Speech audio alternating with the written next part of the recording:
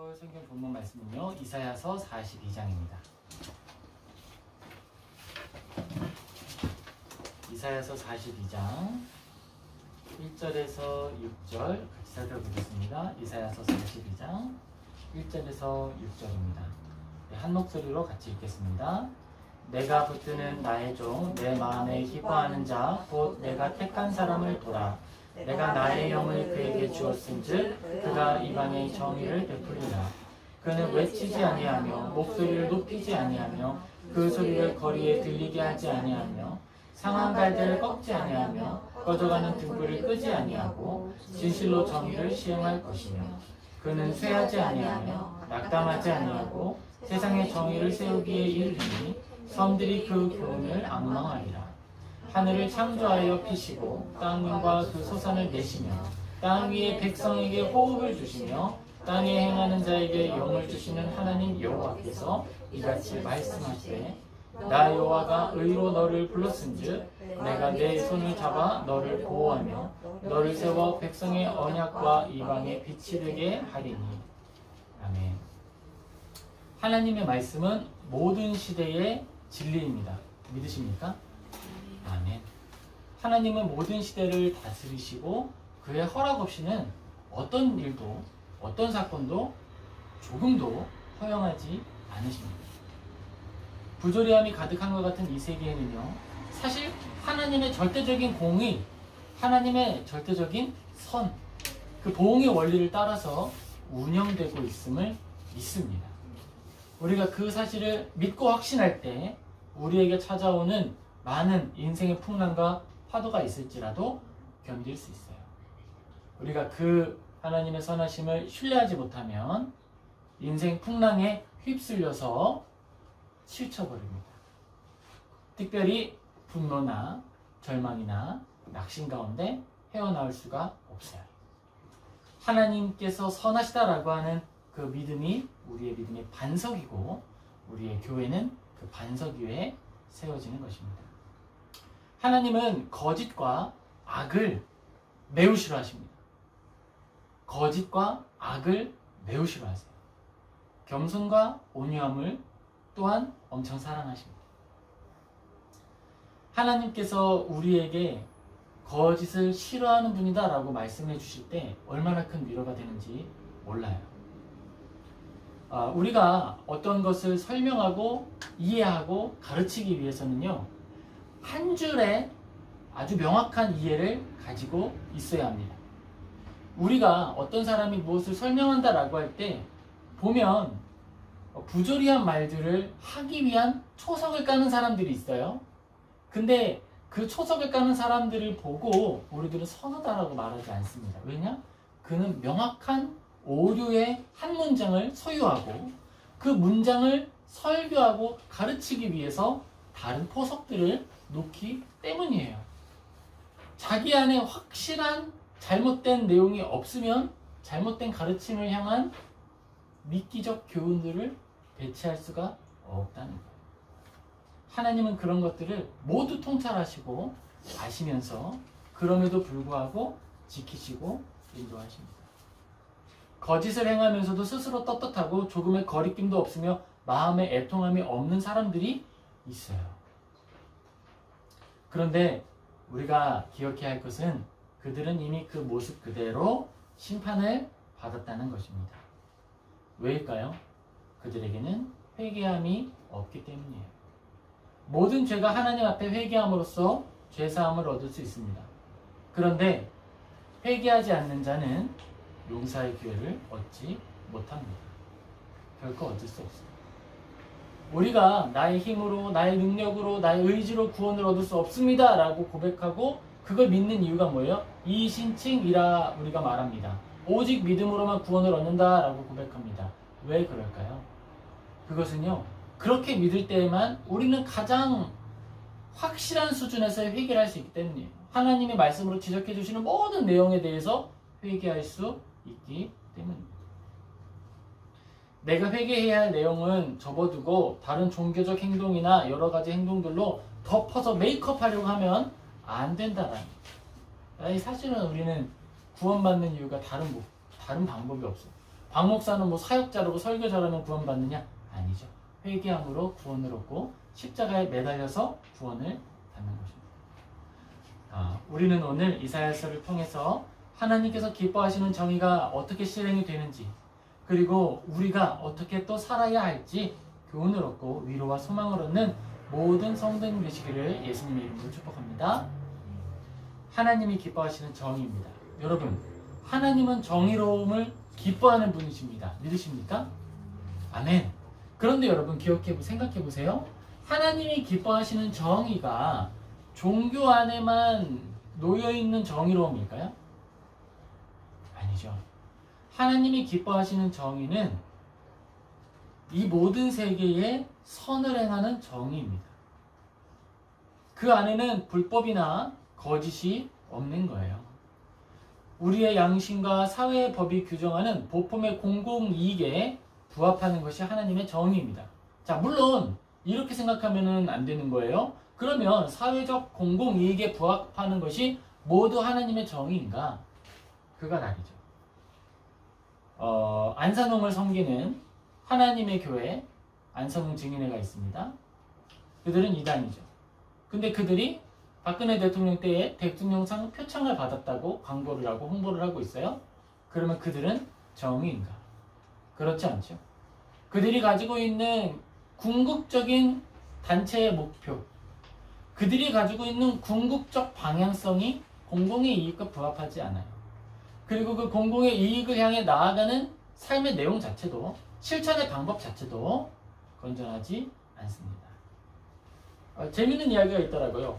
박보검 씨가 어떤 특정 단체에 소속돼 있었는데 그때 이제 그가 소속돼 있는 단체가 건전하지 않다라고 하는 부분에서 지적이 있었다고 합니다. 그때 많은 연예인들이 많은 조언을 했죠. 근데 이렇게 이야기를 했다는 거예요. 아, 그래, 다 좋아. 그래, 열심히 하면 다 좋지. 그런데 그 사람들한테 저 이제부터 여기 안 올 거예요 라고 말해보라고 해봐. 그때 알겠습니다. 좋은 교회에서 잘 정착해서 신앙생활 하시길 축복합니다 라고 하면 좋은 곳이야. 그런데 비방하고 공격적으로 달려들면 잘못된 것이야. 한번 확인해봐. 이렇게 이야기했다는 이야기를 전해드렸어요. 어떻게 해야 하는 걸까요? 진리라고 하는 것은 어떻게 살아내야 하는 것일까요? 우리가 그 부분을 오늘 말씀을 통해 확인해 가기를 소망합니다. 하나님이 기뻐하시는 정의가 그 정의라는 이름을 가지고 정의라는 테두리를 가지고 있으면서 이 세상 정의를 왜곡시켜서는 안 된다라는 거예요. 하나님의 말씀이다라고 하는 옷은 입고 있는데 그것을 실천하는 방법에 있어서 거짓과 왜곡된 방식이 들어가서는 안 된다라는 거예요. 우리는 그런 방식이 아니라는 거죠.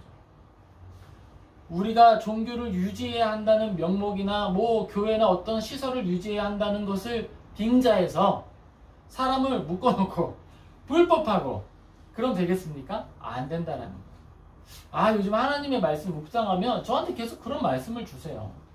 그 말씀을 주세요. 사람을 조작하는 것이 아니다. 조작하지 말아라. 그러면 어떻게 해야 됩니까? 외치는 자가 되어라. 그러니까 올바른 생수를 그냥 흘려보내라는 거예요. 그렇게 하면 진짜 돼요? 진짜 돼요? 라고 고민을 할 때 마침 우리에게 주시는 한 주의 말씀이 이 본문이더라. 하나님께서 우리에게 허락하신 방법은 정해져 있어요. 이것은요, 우리 바리새인을 생각해보면 아주 명확하게 알 수 있는 겁니다. 바리새인들은 어떻게 했죠? 자기가 가지고 있는 종교적 권위와 그들이 소속되어 있는 유대교를 수호하기 위해서 예수님을 향해서 비방하고 거짓으로 고발하고 모욕했습니다. 예수님은 어떤 분이죠? 바리새인들이 기다리던 하나님의 아들이에요. 나타난 증거가 예수님을 가리키고 있어요. 그런데 지금 바리새인은 누구를 대적하고 있어요? 그들이 기다렸던 사람을 대적하고 있어요. 뭐 때문이죠?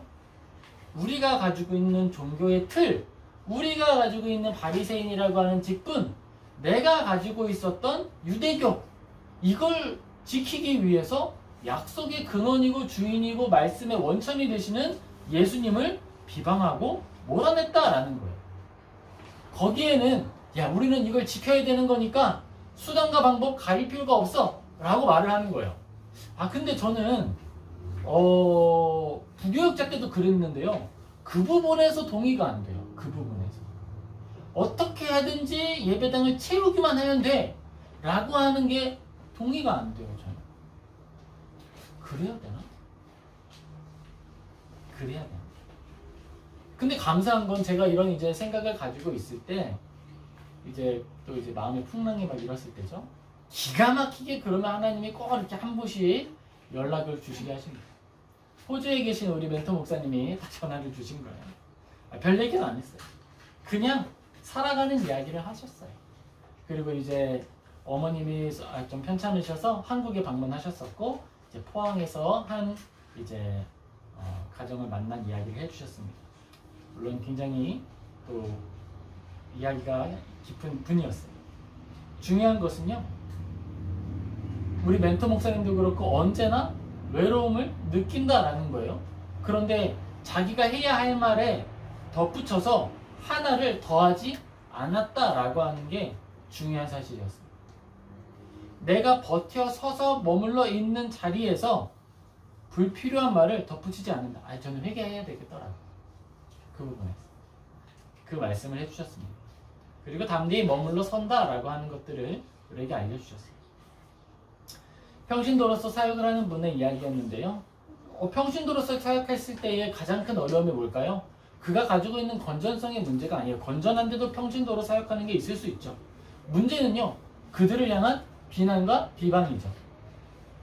소속돼 있지 않다 이거예요. 한마디. 그런데 그들이 그런 풍랑을 맞고 이야기를 할 때에 반응이 이런 거죠. 얼마든지 제도권 교회에 들어가도 됐다. 그분이 하는 사역은 다른 것 아니었어요. 어떻게 하면 바르게 살 것인가에 대한 윤리적 지침과 성경적 교리적 지침을 주는 것 뿐이었어요. 그리고 그런 사역하는 분이 일본에도 또 계시죠. 그분은 센터 사역이라는 걸 통해서 하나님의 말씀을 전하고 열심히 사역을 하고 계십니다. 하나님께서 우리에게 맡기신 일을 원리와 원칙 가운데 담담히 지켜간다라는 것. 거기에 불필요한 말을 덧붙이거나 나를 옹호하기 위해서 다른 이들을 배척하지 않는다라는 겁니다. 이게 굉장히 중요한 거예요. 왜죠?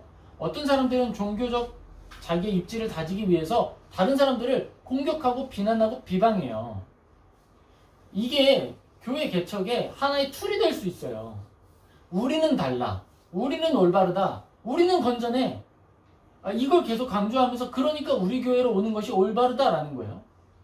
사실 우리 교단에서는 여성 목사를 인정하지 않습니다. 그런데 이것 자체를 무기화해서 아니 여성 사역자가 사역하고 여성 선교자가 사역하고 있는 그 교회는 건전하지 않아라고 말하는 건 올바를까요? 아니죠. 그건 아니에요. 그런 건 아닌 거예요. 내가 할 것은 복음을 듣지 못한 사람들에게 복음을 전하라고 목회자로 부름받은 것이지, 여성 사역자로 그들은 그들이 소속되어 있는 단체와 교단 안에서 인정받은 사역자로서 당당하게 사역하고 있는 거잖아요. 그러면 그 부분을 존중해야죠. 거기에 대해서 우리가 공격할 수 있는 건 아닌 거예요. 우리가 해야 할 건 뭐예요? 복음 사역인 거예요. 복음 사역. 그런데 그 복음 사역을 하는 데 있어서 어떻게 행동하느냐? 외치지 아니하고 목소리를 높이지 아니하고 거칠게 말하지 아니하고 우리가 해야 할 것들을 해 나아간다라는 것입니다. 올바름은 진실한 것이고 또한 거짓이 없는 거예요. 그리고 젠틀한 거죠. 변명과 다양한 행위로 올바른 것을 그르게 만들 수 없고 그른 것을 올바르다 할 수 없습니다. 하나님은 타인에 대한 정의, 하나님께서 기뻐하시는 일을 말씀하시면서 타인에 대해서 거짓 증거하지 말라라고 이야기하셨어요. 예수님은 10계명 중 어느 하나를 범하는 것은 모두를 범하는 것과 같다고 이야기하셨습니다. 그런데 이 이야기를 하면서 여기에 하나를 덧붙일 수가 있어요. 그러므로 뭐다? 우리는 어차피 죄 지으니까 10계명도 뭐 그렇게 크게 다룰 필요 없다. 근데 하나님이 그렇게 하라고 그 10계명을 말씀하신 거예요? 너희 중에 죄 없는 자가 이 여인을 치라라고 하신 말씀이 우리가 그런 계명을 가볍게 여기라는 의미로 여겨야 될까요? 아니면은 계명이 그렇게 엄중하고 그 엄중한 죄를 우리도 범했으니 겸손해야 한다라는 뜻으로 받아들여야 할까요? 뉘앙스는 같은 것 같은데 전혀 다른 진리가 되는 거예요. 전혀 다른 의미가 되는 거예요. 아주 작은 말의 변주를 줬을 뿐인데 전혀 다른 가르침이 되는 것이 바로 성경의 가르침입니다. 그래서 다르고 다르기 때문에 우리는 교단이 나누면서까지 자기의 신념을 가지고 살아가는 거예요. 저도 제가 소속된 교단 안에서 우리가 수호하고자 하는 그 교리 규칙, 그 교리 원리들을 너무 사모하고 제 신념으로 소유하고 있습니다. 그러나 이 신념이 다른 사람을 향한 폭력이 되지 않도록 머물러 서는 거예요. 겸손히 기다리는 거예요. 내가 할 수 있는 말을 벗어나지 않기 위해 노력하는 거예요. 수많은 사역과 또 사역하고 있는 분들을 향해서 겸손과 온유와 인내로 동역하는 거예요. 제 사랑하는 동기가 네팔에서 싱글 사역자로 선교사님으로 사역을 하고 계십니다. 너무 사랑하고 너무 존경하는 분이에요. 함승용 선교사님이신데 제가 그분에 대해서 그분은 선교사님이고 나는 목회자라 그래서 높고 낮음을 고민하겠습니까? 전혀 아니죠. 전혀 아닙니다. 우리는 각자 맡은 자리에서 우리의 사명을 감당하는 거예요. 누구도 평가할 수 있는 것이 아니고 그건 주님께 달려있는 것이죠. 할 일을 해야 한다라는 거예요. 사람이 짓는 죄는 죄의 질과 또 죄로 파생된 악의 내용으로부터 더 큰 죄, 더 악한 죄가 존재하고 있습니다. 예수님께서 그때 땅의 십계명을 적으시면서 말씀하셨던 것은 겸손에 대해서 그리고 우리 모두가 죄에 대하여서 스스로 해결책을 얻지 못하는 존재라고 하는 것을 강조해 주셨던 것이었어요. 우리는 다 죄인이다라는 거죠. 그 이상으로 더 나아가서는 안 되는 거예요. 그러므로 모든 죄가 허물 없는 것이다 라고 나아가서는 안 되는 거예요. 우리는 예수 그리스도를 믿음으로 온전함을 입었지만 여전히 죄인의 신분으로 겸손히 주님 앞에 나아가 십자가 앞에 엎드려 가는 거예요. 우리의 삶을 다스려 하나님을 향한 두려움과 사랑을 표현하기를 원했던 사람들이 있었습니다. 그들을 불렀던 이름이 있었어요. 뭘까요? 퓨리탄, 청교도예요. 청교도. 너무 멋진 이름 아닙니까? 제가 신학을 시작하기 전에 이 이름 자체에 완전 매료된 적이 있었어요. 그때 제 신앙의 모습을 돌아보면요, 회고해보자면 굉장히 금욕적이었고요, 굉장히 고압적이었고요. 물론 지금도 그게 있어서 제가 반성하고 있어요. 고압적이었고 굉장히 막 이제 마틴 로이드 존스 목사님이 영국 웨일즈 지역에서 이제 사용했던 용어 중에 메소디스트라는 표현을 썼어요. 방법주의자라는 말로 썼던 거예요. 그러니까 뭐 침례교나 이런 말을 하는 것은 아니었어요. 그러니까 방법론적으로 종교 생활을 영위하고 우리를 건전하게 만드는 틀 속에 들어가자. 약간 여기에 침투해 있었던 거죠. 그런데 그 안에서 제가 신앙을 지켜보고 7, 8년 이제 신앙생활을 하면서 느꼈던 건 뭐냐면 나는 완전 죄인이다. 이걸 느끼는데 유익한 것이 바로 방법론이었던 거예요. 청교도가 청교도라고 불렸던 것은요, 그들이 올바르게 살았고 건전한 윤리를 실천했기 때문도 있는데 더 중요한 건요, 자기들 스스로가 완벽한 죄인임을 깨달았기 때문에 퓨리탄인 거예요. 그들은 온전한 삶을 살아냈기 때문에 퓨리탄이 아니라 퓨리탄이 되기까지 자기의 삶을 빨고 또 빨고 십자가의 피로 내 삶을 계속 빨아내는 일에 열심을 가졌기 때문에 퓨리탄이었다는 겁니다. 사람이 가지는 죄의 원흉은요, 하나님을 사랑하는 만큼 나 자신을 부인하는 거예요. 그것이 바로 우리의 모습입니다. 죄는 뭐예요? 죄는 하나님보다 나를 더 사랑하는 거예요. 하나님보다 나를 더 사랑하는 것이 바로 죄예요. 하나님보다 다른 것을 더 많이 사랑하는 것이 우상입니다. 그런데 이 우상은요, 교회가 될 수도 있고요, 단체가 될 수도 있고요, 바리새인들에게는요, 유대교 자체가 될 수도 있는 거예요. 유대교 자체가 바리새인들에게 우상이 됐을 때 예수님을 십자가에 달려 죽게 만드는 거예요. 우리도 그럴 수 있습니다. 늘 점검하는 거예요. 우리가 교회를 개척하거나 하나님을 위해서 큰 헌신을 할 때에 더더욱 그렇습니다. 큰 헌신이다 라고 하는 감각을 내가 가지고 있어요. 그때 우리는 한편으로 또 고민해야 되는 거예요. 내가 이 섬김을 감당할 수 있는 믿음의 그릇을 준비하고 있는가? 겸손의 그릇을 준비하고 있는가? 그렇지 않다면 내가 감당했던 교회 개척의 수많은 노력들이 어느 순간 자기의가 되고 어느 순간 자기의 노력의 열매가 되어서 쉽게 놓지 못하고 회개하지 못하고 그것을 예수님이 회개해야 할 제목으로 알려주셨을 때 그걸 도저히 인정할 수가 없게 되는 거예요. 내가 회개하느니 차라리 예수를 죽이고 말겠다. 이 모습이 드러나게 되는 것입니다. 큰 헌신에는 큰 믿음이 함께 필요한 거예요. 그렇지 않으면 자꾸 불필요한 말을 덧붙이게 됩니다. 왜죠? 나를 정당화시키기 위해서. 나의 올바름을 말하기 위해서. 근데 그럴 필요 없어요. 회개함. 하나님께 회개하고 잘못했습니다. 인정하고 나아가면 되는 것입니다. 성경은 죄로 인해 하나님과 단절된 사람의 영혼을 하나님과 원수가 된 상태라고 이야기합니다. 로마서 8장 7절 우리 같이 읽겠습니다.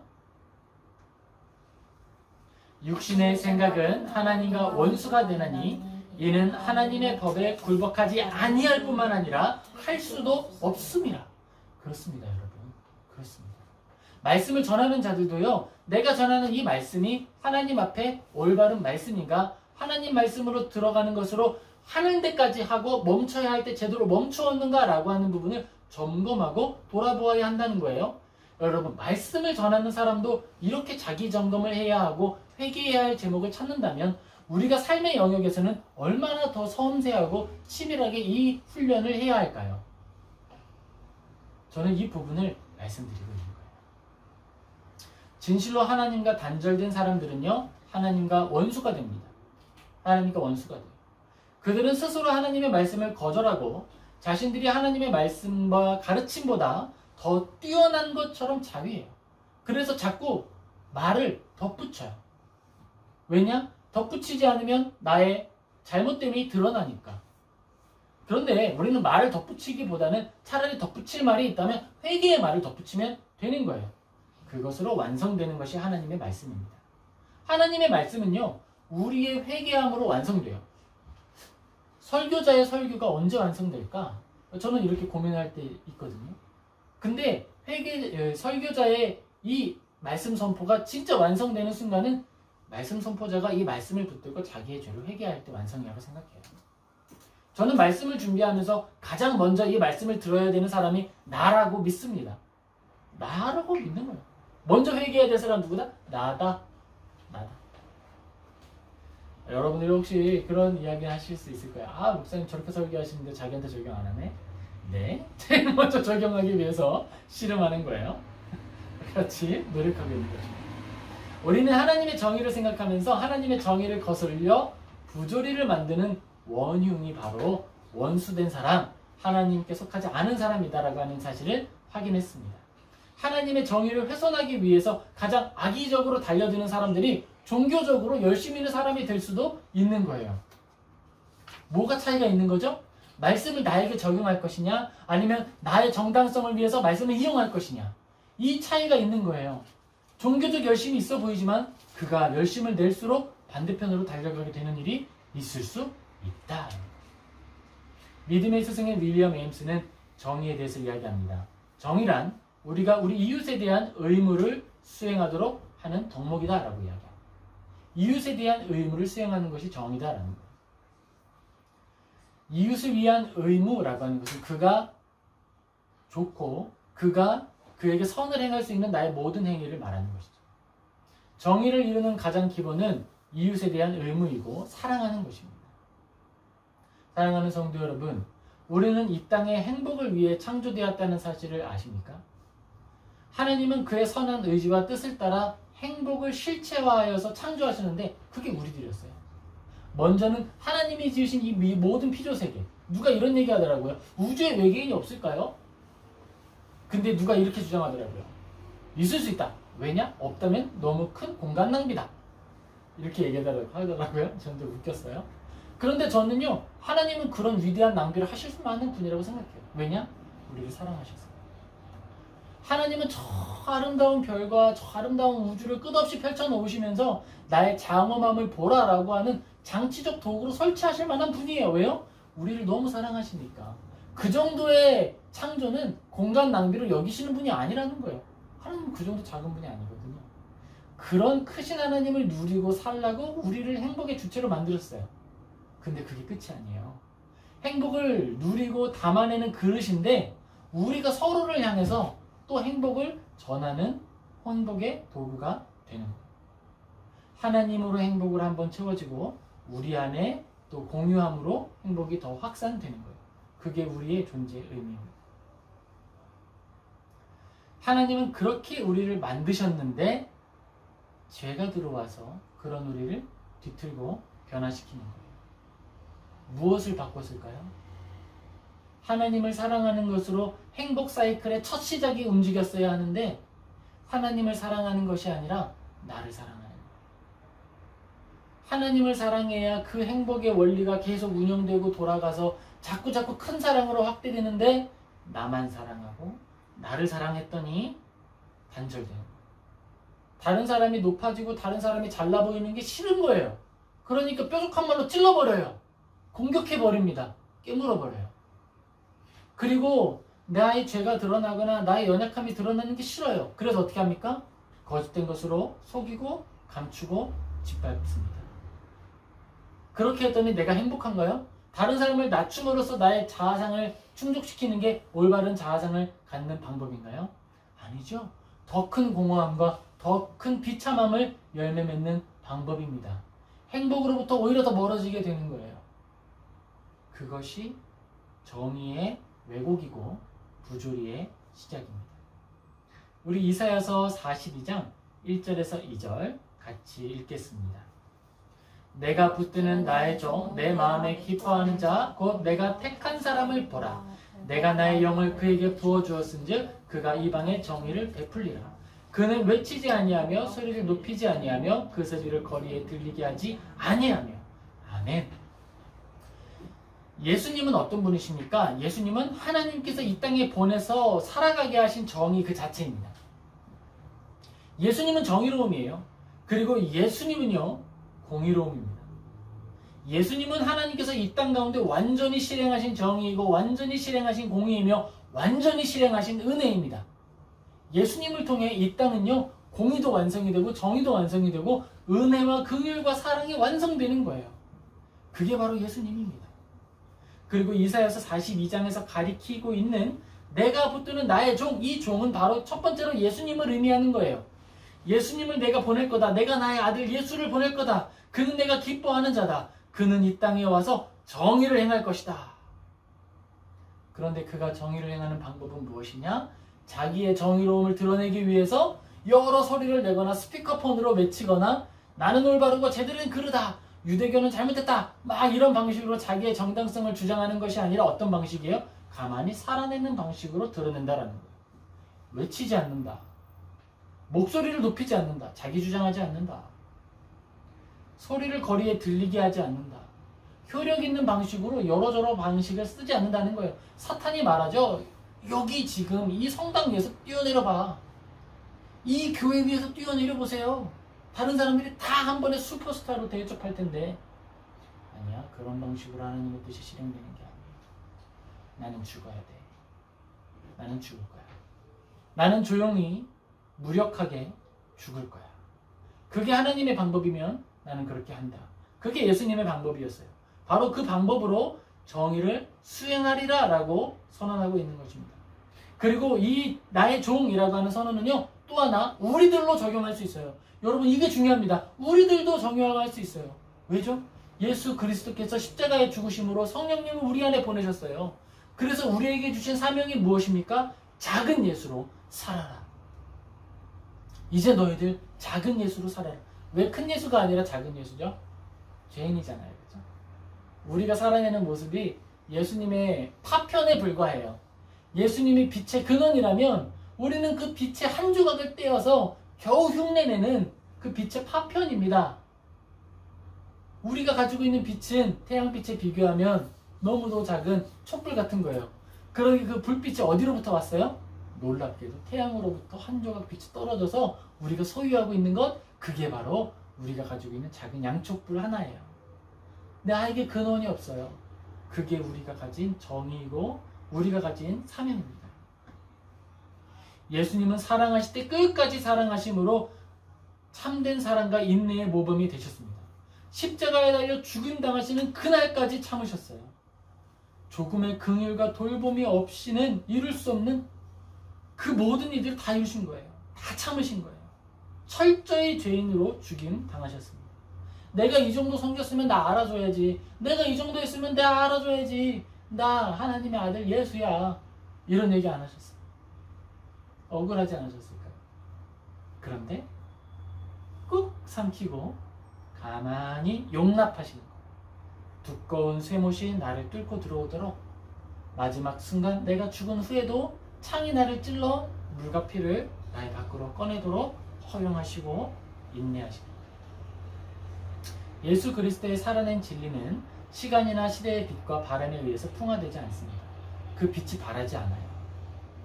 예수님은 자기 자신을 위해서 외치지 않으셨습니다. 오직 한 분 하나님을 드러내셨고 오직 한 분 하나님의 긍휼을 우리에게 보이신 거예요. 그래서 예수님은 뭐라고 불립니까? 하나님의 영광이다 라고 불립니다. 예수님 자체가 예수님의 영광이 아니었어요. 예수님의 모든 삶은 누구의 영광이라고요? 성부 하나님의 영광이다 라고 이야기합니다. 지금 선지자 이사야가 외치는 정의의 실현 현장이 어디입니까? 우리가 앞서 얘기했죠? 바리새인들이 기득권을 가지고 있는 세계, 불의의 세계, 악의 세계, 바로 거기에서 정의가 실현되고 있는 거예요. 모든 사람들이 불의로 흘러가고 있을 때 예루살렘 그 시골 어딘가 골고다 언덕에 올라가는 예수님이 계셨던 거예요. 자신을 위해서 변호하지 아니하고 잠잠히 십자가에 죽으신 예수님이 계셨던 거예요. 그리고 그 예수님의 죽으심으로 인해 그 십자가 위에서 하나님의 정의, 그 모든 죄를 심판하시는 하나님의 정의가 실현되었고, 그리고 그 모든 은혜, 죄인을 사랑하셔서 택한 자를 구원하시려고 하는 하나님의 은혜가 실현된 것입니다. 그것이 바로 하나님의 정의이고 공의이고 은혜였어요. 사랑하는 성도 여러분, 하나님께서 이사야의 입술을 통해 우리에게 예수님을 들려주셨습니다.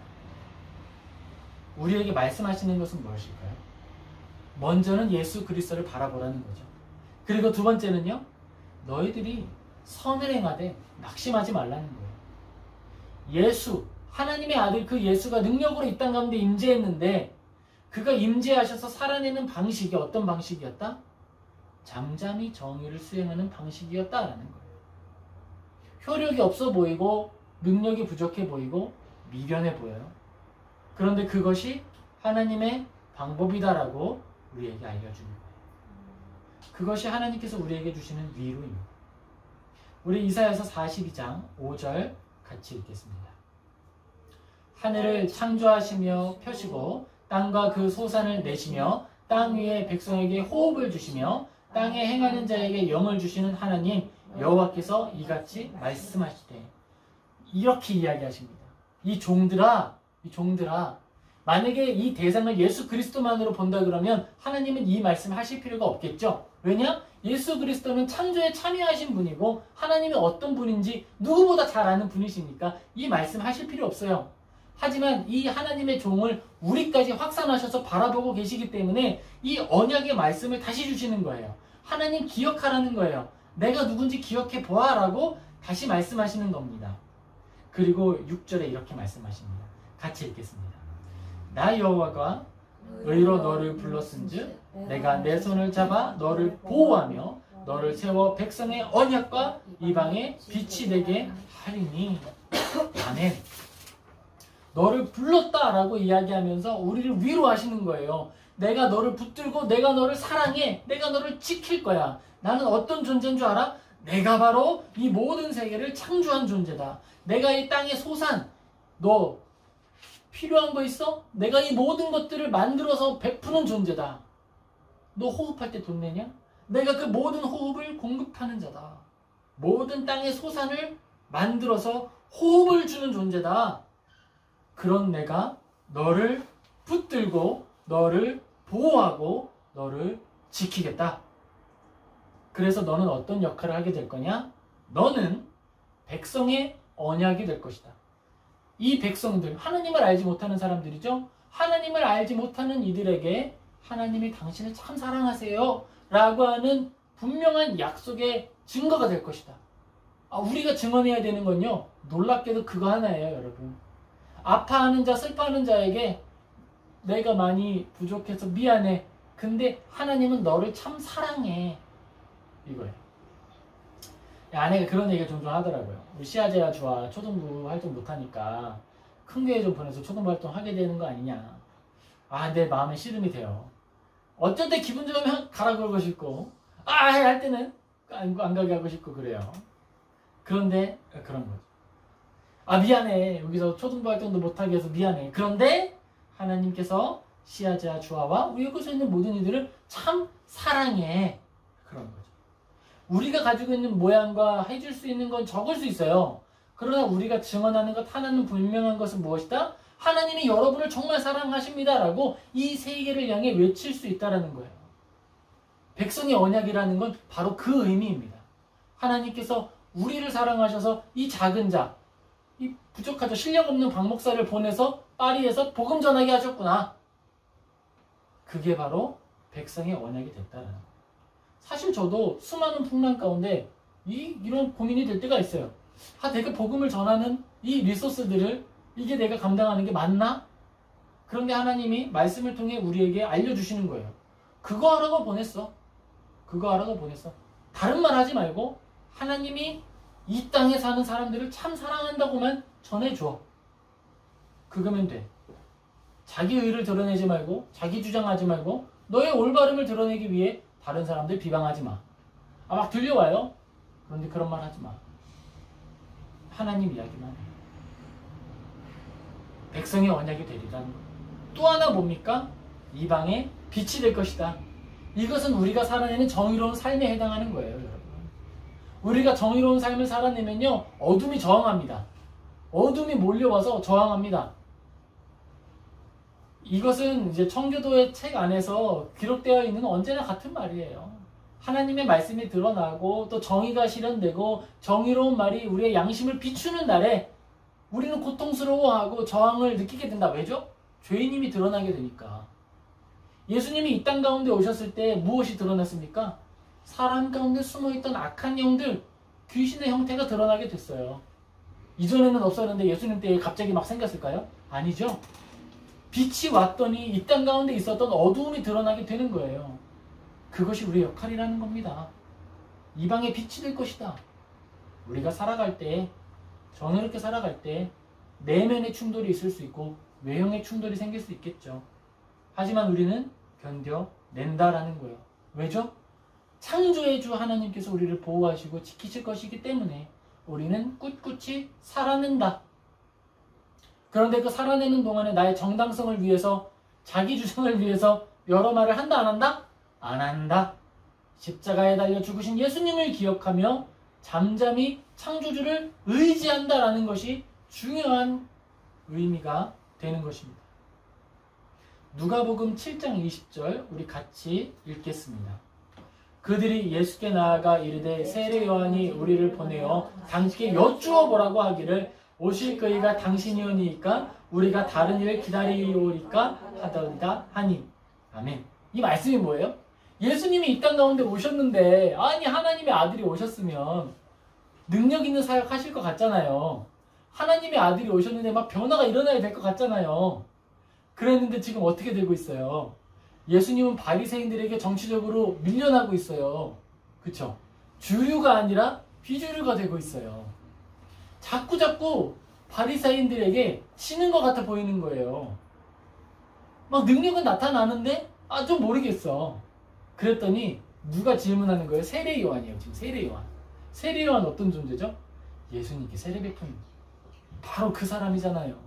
예수님의 그 십자가기를 증언하고 예언했던 그 사람 아닙니까? 아니 그 사람조차도 흔들리는 거예요. 이게 맞아? 이게 맞아요? 당신 예수님 맞아요? 하나님의 아들 맞아요? 그랬더니 예수님 말씀하십니다. 나를 보고 실족하지 않는 자는 복이 있다. 나를 보고 실족하지 않는 자는 복이 있다. 화려한 옷을 입은 자, 부드러운 옷을 입은 자를 찾냐? 거기는 왕궁에 가면 있다. 네가 말씀에 예언된 자를 찾냐? 선지자보다 더 큰 자를 찾냐? 그래, 나는 말씀보다 선지자보다 더 큽니다. 이렇게 이야기하십니다. 여러분, 우리들이 살아내는 삶, 우리가 믿고 나아가는 하나님의 말씀은 그런 방식으로 드러나는 거예요. 미약할 수 있겠죠. 호주에 계신 우리 목사님도 하나의 말씀만 가지고 전하시는 거예요. 그분은 설교가 1시간이에요. 한 번 설교하면요, 그냥 성경 한 장을 통으로 강의하세요. 사람들이 보면 그 교회 누가 그러죠? 그런데 지금도 열심히 사역하시고 저 같은 사람도 회심시켜서 하나님 섬기게 했던 분이 그 목사님이에요. 그렇게 살아내는 거예요. 하나님이 말씀하십니다. 내가 너를 불렀어. 그리고 내가 너를 보호할 거야. 내가 너를 백성의 약속과 이방의 빛이 되게 하겠다. 라고 우리에게 말씀하시고 약속하시는 겁니다. 우리 이 말씀을 생각하며 하나님께로부터 오는 교훈을 좀 정리하면 좋을 것 같아요. 우리는 먼저 기억해야겠습니다. 먼저는요, 하나님께서 우리에게 맡기신 정의가 종교적 내용 안에 제한되는 것이 아니라는 사실을 분명히 기억해야 합니다. 우리가 가지고서 살아내는 올바른 삶의 내용이 종교 안에서, 교회 안에서만이 아니라 교회 밖으로 뻗어나가시기를 예수님의 이름으로 축복합니다. 두 번째는요, 하나님이 이루시는 정의는요, 완력으로 실행되는 것이 아니라는 사실을 기억하시기 바랍니다. 하나님의 정의로움과 하나님의 올바름은 완력이나 여러 가지 화려한 언변으로서 실행되는 것이 아닙니다. 그것은 하나님의 말씀을 그대로 나에게 적용하는 것이고, 여러 말을 하느니 차라리 한번 회개하는 것을 통해서 드러나고 실행되는 거예요. 우리 그 말씀을 의지하여서 많은 소음과 폭력이 아니라, 그리고 그것들이 나를 얽매더라도 당황하지 않고 선으로 악을 이기는 저와 우리 모든 성도들이 되시길 예수님의 이름으로 축복합니다. 마지막은요, 무엇일까요? 마지막은요, 하나님께서는, 하나님 안에서는 결코 실패함이나 실수가 없음을 기억하는 것입니다. 여러분, 하나님은 실패함이나 실수함이 없으십니다. 그러므로 우리는 담대하게 믿음으로 나아갈 수 있는 거예요. 우리에게 찾아오는 많은 상황들 속에서 하나님 이거 좀 아닌데요? 사도 요한도 예수님께 질문했죠. 예수님 이거 맞아요? 그런데 그런 때라도 그 모든 것들이 하나님 안에 올바르게 이루어지고 있다는 사실을 신뢰하고 하나님의 이루실 줄을 믿으며 인내하는 저와 우리 모든 성도님 되시기를 예수님의 이름으로 축복합니다. 아멘. 기도하겠습니다. 사랑하는